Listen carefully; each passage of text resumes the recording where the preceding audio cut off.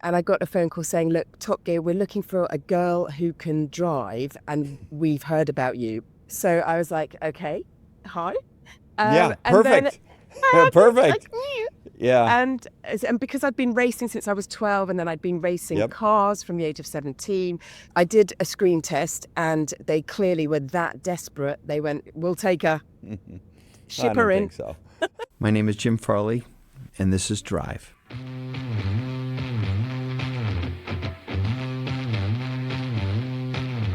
You always remember your first car, but how about the worst car you've ever driven? Well, that's a long list from me, and especially my guest today. It's a car called an Asia Rockstar. Oh my God, I've never heard of that. Do you even know what that is? No, I have no idea, and that's like the first time it's ever happened to me. Great. Wow. I'm glad. Vicki Butler-Henderson is a British racing driver. She's a barrier breaker and a badass in the driver's seat. She's a former presenter of Top Gear. I mean, she's an icon. She's been called the UK's #1 female four-wheel journalist, and she says she was born with petrol in her veins. Also, my mum says that I came out sideways, so that's quite a good indication. Oversteering? Yeah, Exactly. oversteering. Yeah, that's funny. Yeah, I've been very lucky because I've been born into a family who totally love cars. So my grandfather on my father's side, he raced a car called a Fraser Nash in the 1930s. Yes. And then my father, he was in the British karting team when he was a teenager. So he raced for his country, which I just think is an amazing thing to have done. And then he became a farmer. And then I stumbled across an old cart chassis of his on the farm and stuck a lawnmower engine on it and sort of started properly investigating in my petrol veins from there. So who taught you to drive?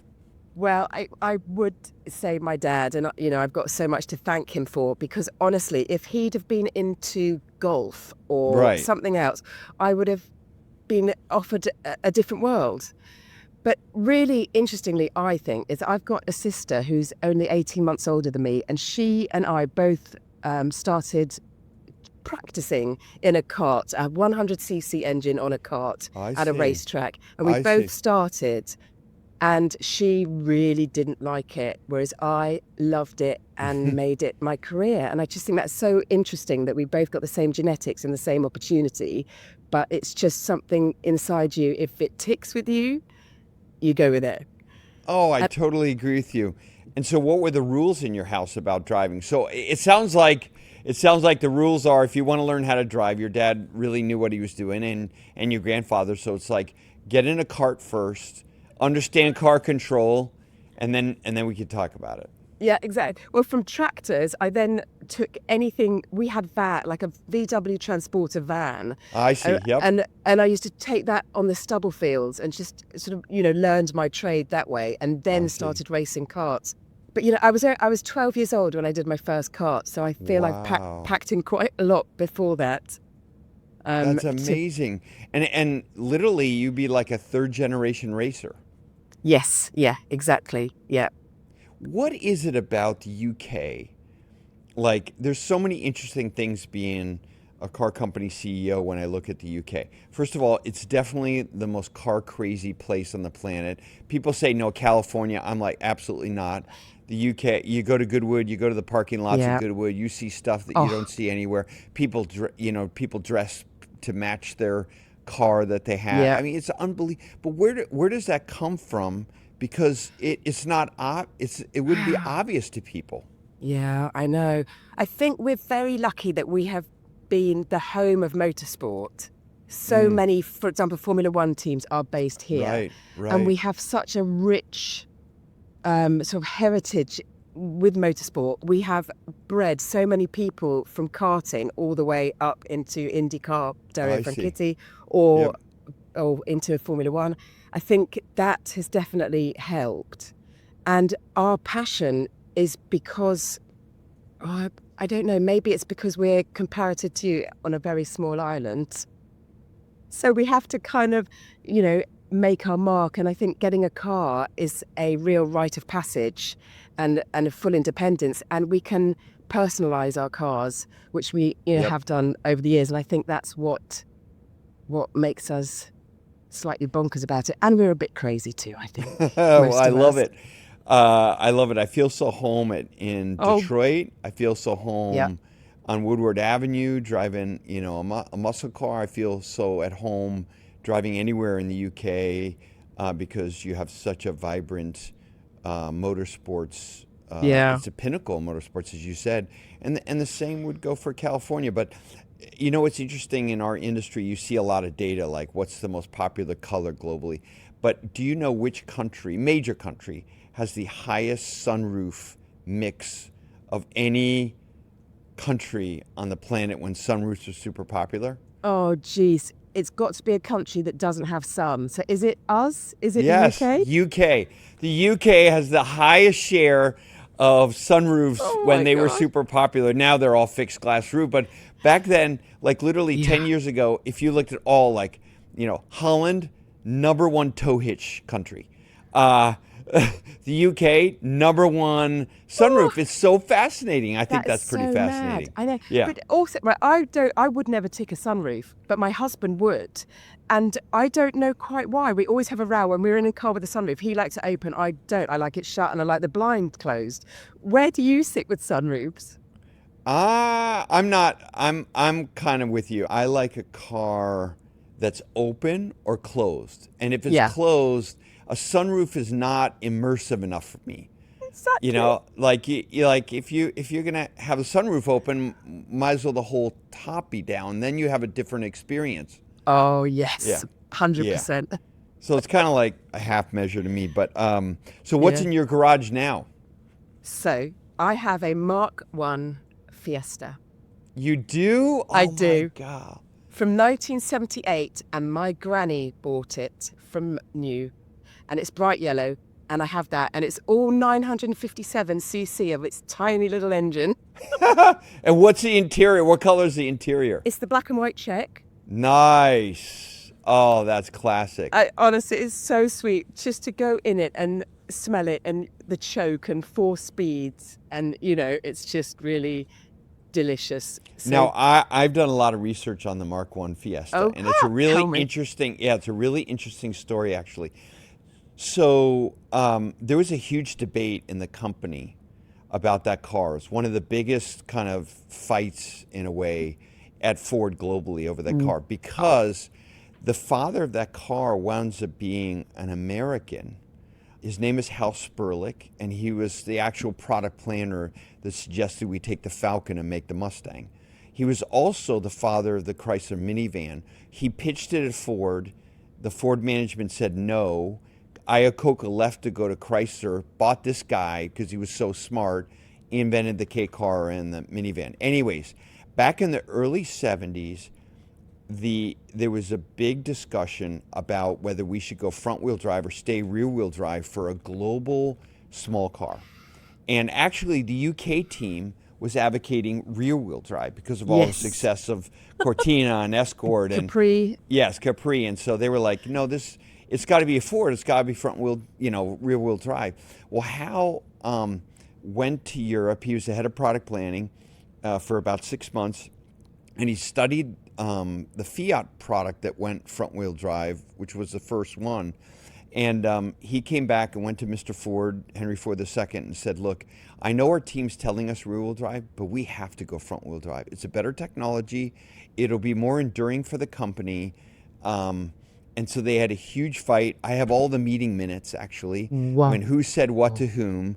And Mr. Ford finally made the decision and say, look, I'm going to bet on Hal.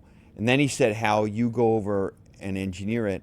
That car was the first plant in Spain outside of the SEAT Fiat licensed product. It was the first foreign company to build a car in 1976 in Valencia. We still operate that plant. And Mr. Ford inaugurated the plant with the King of Spain because of what a breakthrough it was for our company. Yeah. And it turns out that Richard Perry Jones and all the other Oh, people that were so special at Ford, they wound up taking that front wheel drive platform and still making it fun to drive.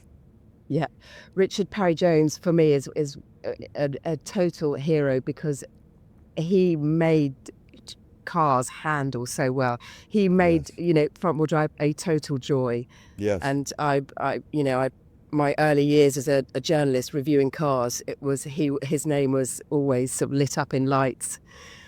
So now I know all the viewers are going to want me to ask this question to you. What is the worst car you've ever driven? It's a car called an Asia Rockstar. Oh Do you, my God, I've do you never heard of even that. know what that is? No, I have no idea. And It's that's like the first time it's ever happened to me. great. Oh, I'm wow. glad. Oh my So, God. and it's Rocksta, and it's like a sort of a Jeep type affair, Okay. but it had a ride like it was made of concrete, and so that has always stuck with me. So let's talk a little bit about your career um, as this presenter. And by the way, we'll get into the non-car stuff because you have such a variety of things you do. But what was that call like when you got the call on Top Gear to join the team? Yeah. So I'd been a road tester on car magazines in England for a couple of years, and and the industry, as well, is quite small. So, the car industry, lots of people know each other, and particularly in England. And I got a phone call saying, look, Top Gear, we're looking for a girl who can drive, and we've heard about you. So I was like, okay, hi. Yeah, And then perfect. I had Perfect. Yeah. and because I'd been racing since I was 12, and then I'd been racing Yep. cars from the age of 17. So I'd got that sort of credibility, and I'd been writing on magazines, so I could write about cars and review them. But then taking the step to talking about it Yes. is a very different thing. But I did a screen test, and they clearly were that desperate. They went, we'll take her, ship I her don't in. think so. I don't think so. So that was lovely. And then the first thing that I did for Top Gear, so this is sort of late 90s, early 2000s, the first item I did was a race at Brands Hatch in a Volkswagen Golf GTI in a hot hatch sort of race, which was absolutely right up my street. But as you know, Jim, when you race, you don't really want to talk that much because you're a bit busy. No. Yes, I have no mental capacity. I barely have enough mental capacity to look for flags, let alone talk to someone. Yeah, exactly. Yeah. So they put these cameras on the camera. Oh, that sounds so difficult. Yeah, That sounds so difficult. It's like, entertain us. Here's the race. Entertain us. Well, I've done, I don't know, 100 races, but more than that I don't know, and I've never had to speak. No, that would be so hard. Yeah. It feels like the person you would call immediately after that, before that, would be Tiff, and say, Tiff, how do I do that? Because he does talk while he's driving, and I keep thinking, how the heck does that guy do that? Yeah, totally. Yeah. I did. So I had known Tiff Nadell, who was a presenter on Top Gear, and he'd raced a little bit of Formula One, big Le Mans racer as well. And I rang up Tiff and was like, "Ooh, that was just epic." And he saw he eventually saw my footage, and he just rang me up so afterwards and said, "Vic, you did a really, really good job." Oh, he said, that which is was amazing just coming so from lovely. him. Yeah. Yeah, that's cool because, well, I did a race this year at the members meet at Goodwood. For the audience who don't know, please look it up. Yes. Goodwood members meet. It's a great event, and I was teamed with Steve Soper, who's like one of the coolest guys in the whole world. You would know him better than I do. Touring car ace. Yeah, he knows what he's doing. So I'm in the 65 fastback trying to do my job in the car in this hour race, and I got one of the turns a little bit wrong, and I just got whacked from behind. Like, it wasn't even close. Like a NASCAR hit from the back of the car. And I pull in, we change drivers. Steve goes out, and I get out of the car, and the mechanic goes, "What the hell did you do to the back?" It was Henry Mann. "What'd you do to the back of the car?" It's like, "Some jerk hit me." And then Tiff goes, "Oh, that was me. It was a bit of a touch." It was a also slight kiss on the understated. bumper. Yeah, it was just like he was like, "Oh yeah, it was just a little." I was like, "Are you kidding me?" Instantly love the guy from that moment forward. Oh, Writing total. about cars, you kind of alluded to this, but I want to double click on it because a lot of the audience won't recognize this, but you will be able to explain it in a way that maybe surprise them. When you write about something and when you're a TV presenter, it's like a completely different thing. How did you learn how to present something? Because you had been writing all those years and it's not the same at all. How did you make that transition? It is so difficult because the first thing, I didn't know what to do with my hands when I Oh, stood and spoke to the yes, camera. I didn't, yes, and but now I hold them together like I've got I little see. hamster paws. So Yes. now I've learned to type them like hamster paws. But that was the Ah, one of the first things which you think is stupid, but yes, when you're standing in front of a camera, it's like, well, where do I put my hands? yes, Anyway, once I got over that, the next bit was just believing in what I knew all those years racing, all those years writing about a car. I know how a car handles. I know if it looks good. I know if people will have different ideas about it, and just portray that. So just be the journalist, but put my stamp on it because I can do it. And that's the hardest thing, believing in yourself. yeah. And putting your own stamp on it. I love that idea that you just said. That is so important. That's one of the reasons why I guess we all loved what you did and what the whole team did on Top Gear is you put your whole stamp on it and also as individuals. So, for a lot of the audience, they won't know who Jeremy Clarkson, which Jeremy would be very disappointed for me to say that, um, but like he is an icon, like you. He's an icon. Any car loving person in the world knows all about him. He's such a wonderful treasure for our industry. But I know you guys have a really close relationship. What do you see in Jeremy that no one else sees? Oh, he is the most amazing broadcaster. He can I see. tell a story, and I he see. could be driving a Ford Escort Cosworth Yes. and not mention that he's driving a Ford Escort Cosworth until right at the end. He can weave a tale and weave some such interesting statistics in that you're hooked and you're like, oh, I'm going on this journey with this bloke. Where's he going? And then he'll bring it back to the I car. see. That is an amazing gift. Yes. So, and he has been so good to me, and when after I'd done my first bit for Top Gear, I was still working on a car magazine, and he rang up the car magazine, and I was sitting at my desk, and I picked up the phone. And I said, "Hello, blah blah magazine," and he went, "Hello, it's Jeremy Clarkson here," and I stood up and I looked Oh around. my And I was, God. "Who's taking the Nicky? Who's having a laugh?" Yeah. And he just wanted to say, well done, Oh, you're how on it. cool is It's that? really such a nice, Yeah. I know he's Marmite, and Yeah. he, and some people love him, hate him, but he has always been lovely to me and super kind. That's great to hear that.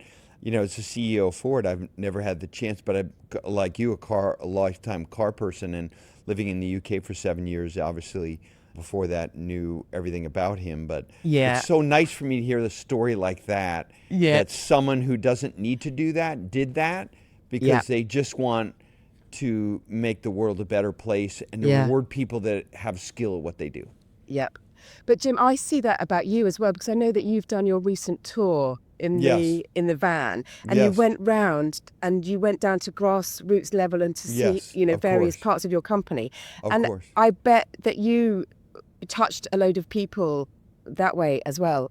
I'm sure you did. I think I just really believe in learning with your own eyes. Um, like, I wanted to see, this is going to sound funny, but the year before I took a road trip with the F-150 Lightning. It's an electric vehicle. F-150, of course, the best-selling vehicle in the U.S. for like 40 years. And I took a trip through California with my son, like 1,000 miles. And I learned a lot about charging on the road and how Yeah. difficult it was if you weren't part of the supercharger network. And immediately after that, I called Elon and said, "Hey, I think Ford should join your charging network. I think it's good for you and it's good for and we were the first one to do it. Then everyone kind of followed. Well, this trip was a little bit different. I wanted to see what the charging infrastructure would look like in Europe if I drove a transit van from Cologne to northern Italy. And I took my daughter this time, and of course we took we took obviously electric vehicle. We went on the ring. We took the transit on the ring, which we had to do. I love it. And yeah, we stopped at dealerships, and I was just blown away at the charging. Like, I didn't expect how much better the charging was in Germany, Austria, and northern Italy. It's so much better than the U.S. Wow. I didn't really have any stress about charging, but I stopped at customers. I went to DHL and a bunch of customers. I went to a small electrician company. I went to a bunch of dealers, and dealers tend to tell the truth about things. So all the people around the CEO kind of like, are going to try to not tell me sometimes the truth. And Exactly. it helps me. I come back with a list. I'm sure my team is like, oh, he's going on He's another gone road again. trip. Oh my God, we're going to get so many assignments. But I think as a leader, just like you have to stay connected with the real work. I think it's amazing. It's so admirable, and it makes you stand out as in this industry as a fantastic person who is so in touch with what's going on and what needs to happen. It's really special that you do that, Jim. You should be really proud of yourself for doing it. And I try to do it to connect with my kids too, because Yeah. a road trip, what it's like. We don't have a lot of time, and they're gone so quickly. Yeah. Having just time in the car where we can talk about, we've had some really funny moments recording road trips. Like, once I was showing all the poppies in California. I was like, look, this is amazing. Look at all the poppies. Your mom and I used to come out here and watch these. And my son was in the back seat sleeping. He was totally dead asleep. It was really funny. For me, as a car person, you were one of the first women who I really connected with as a car person. You're a barrier breaker in a way. Did you think about that? Was that a thing ever, or was it like, no, I'm just going to do my job, and I'm as good as anyone at it, so that's all that really matters. First of all, can I thank you for saying that, because it really touches me and it means a lot. Thank you. But I just have done what I've done, and I've just rolled with it. But the one and only time where I realized that I was potentially a role model was maybe 6 years ago, and I was racing, and I had my daughter there. My daughter and my son were there, and they were watching in the crowd, and they came up to me afterwards, and they were just like, Mum, you were amazing. You're my hero. You were so fantastic. And that moment then, I was just like, oh gosh, what I do, it's people might, other people might look and go, oh, that's a little bit good. I might be a little bit like her. So that Well, it happened to me. My daughter and I, when we moved to the UK, we watched you. Oh, And my daughter and I to this day, watch Formula One races together. I think because we connected, and she loves cars, and we work on the cars together, but you were a role model. And I know there are millions of other people like that. So thank you for changing my relationship with my daughter, making it richer. And I know there'll be Jim, a that's lot of really other touched people. me. Thank you. Thank you. Yeah, so special. And I wanted to ask maybe a simple question, but one that's very important to me, which is, what advice would you give the CEO of Ford? First of all, you are doing a cracking job. And I would like to know what keeps you awake at night, because I do not know how you do it. Juggling a family, juggling the whole business. How do you do it? What does worry you? I think,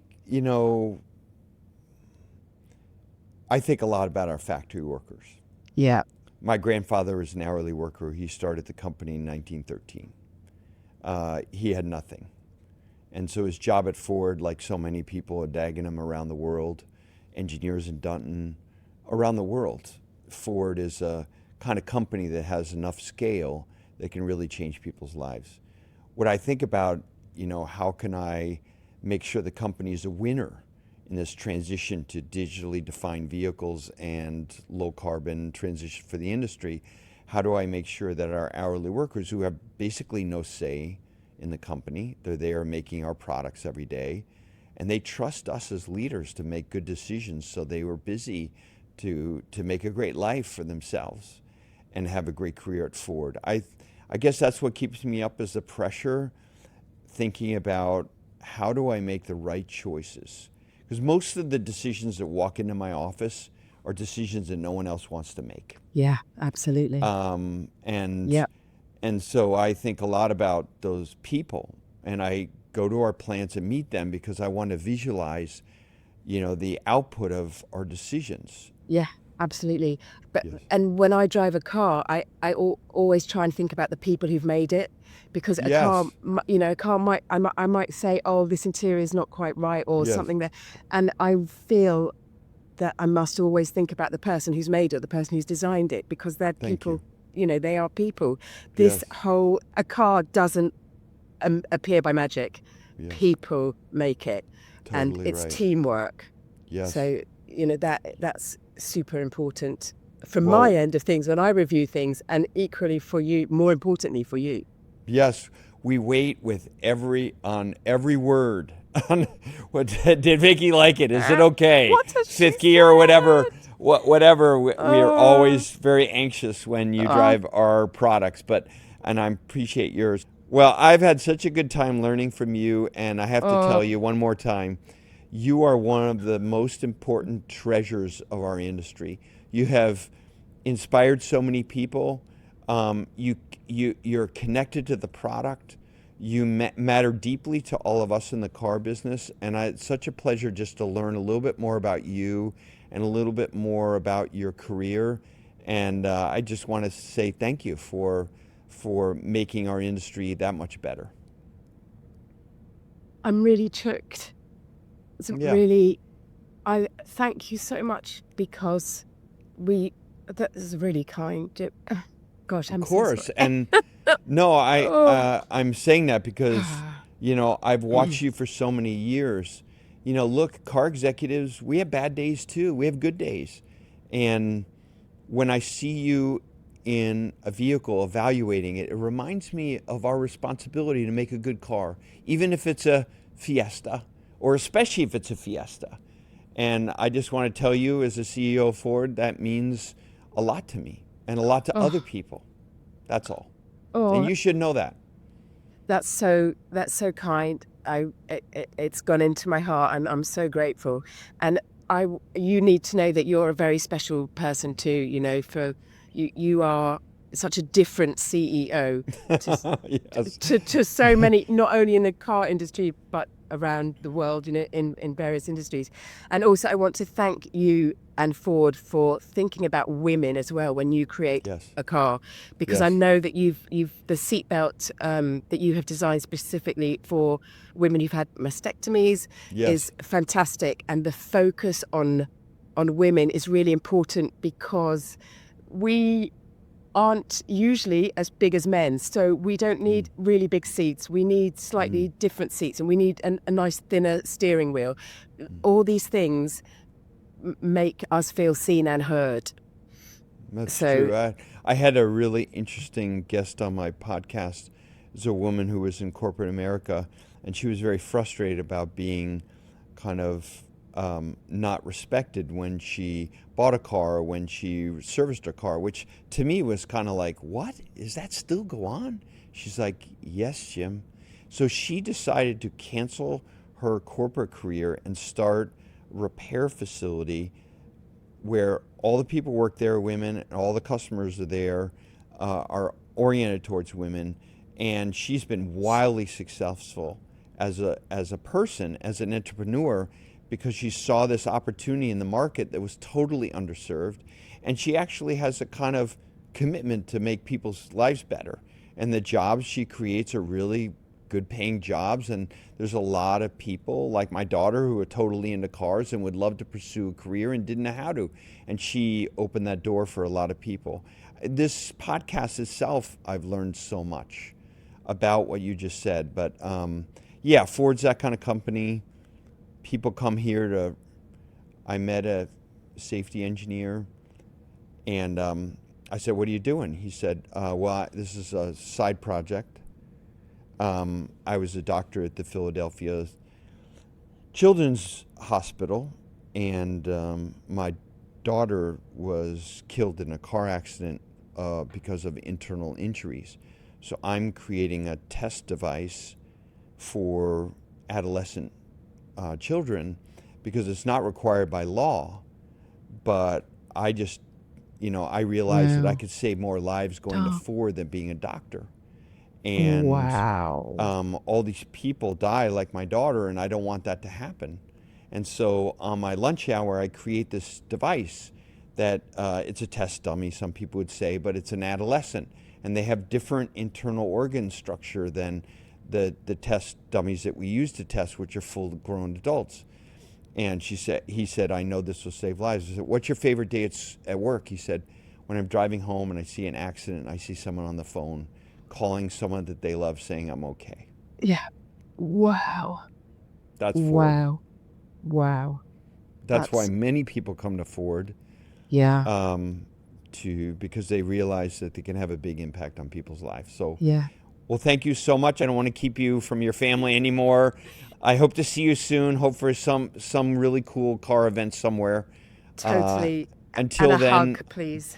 best best best wishes to you. Thank you for everything and for especially for your time today. Oh, thank you for yours and for asking me to be with you today. I'm so honored. Thank you, Jim. Big love.